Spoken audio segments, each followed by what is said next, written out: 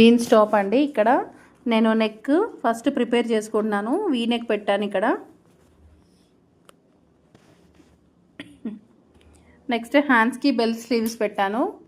కింద just curve షేప్లో మనం కట్ చేసాం కాబట్టి ఏదైనా క్రాస్గా వస్తే మనం చిన్న అడ్జస్ట్ చేసుకుంటూ స్టిచ్ చేసుకోవాలి. కింద వైపున ఫస్ట్ ఫినిషింగ్ ఇచ్చుకోవాలి.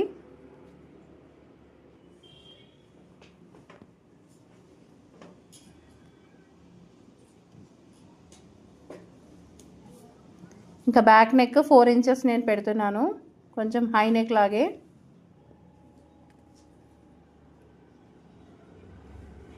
ఇంకా లైనింగ్స్ కింద వైపున ఫోల్డ్ చేసి స్టిచ్ చేసుకోవాలి. ఎలాంటి క్లాత్ అయినా మనము కాటన్ లైనింగ్ కొంచెం వాష్ చేసుకొని వేసుకుంటే బాగుంటుంది, లైఫ్ ఉంటుంది ఏ ఫ్యాబ్రిక్ అయినా.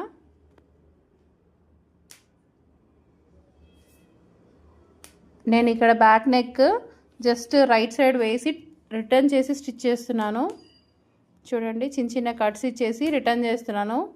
ఎందుకంటే మెయిన్ ఫ్యాబ్రిక్ చాలా థిక్గా ఉన్నప్పుడు నేను ఇలానే చేస్తాను.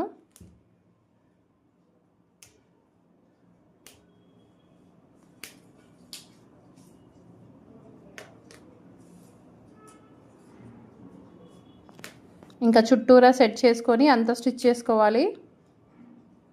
మిషన్ నుంచి జరగట్లేదు ఫ్యాబ్రిక్, ఎందుకంటే సాటిన్లో డిజైన్ వచ్చిన క్లాత్ అనమాట. ఇది సాటిన్ ఫ్యాబ్రిక్ ఉంది. ఇది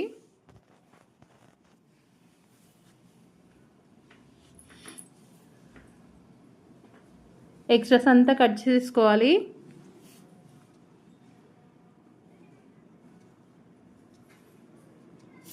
బ్యాక్ పార్ట్ రెడీ అయిపోయిందండి. నెక్స్ట్ ఫ్రంట్ పార్ట్ లైనింగ్ అంతా అటాచ్ చేసుకోవాలి.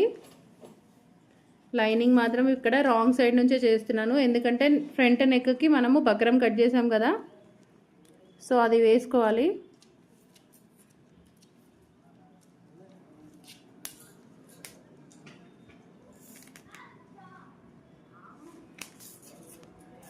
క్లాత్ మాత్రం అస్సలు మూవ్ అవ్వట్లేదు, స్టిక్ అయిపోతుంది మిషన్కి.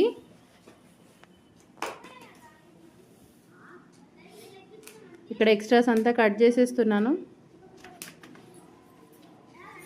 ఇక్కడ కట్స్ ప్లేస్లో మళ్ళీ ఒకసారి కట్ చేసుకుంటే మనకి మెయిన్ ఫ్యాబ్రిక్ మీద నెక్ ఎక్కడి నుంచి స్టార్ట్ చేయాలనేది కనిపిస్తుంది. సో అందుకని నేను మళ్ళీ ఒకసారి కట్స్ పెట్టుకుంటున్నాను.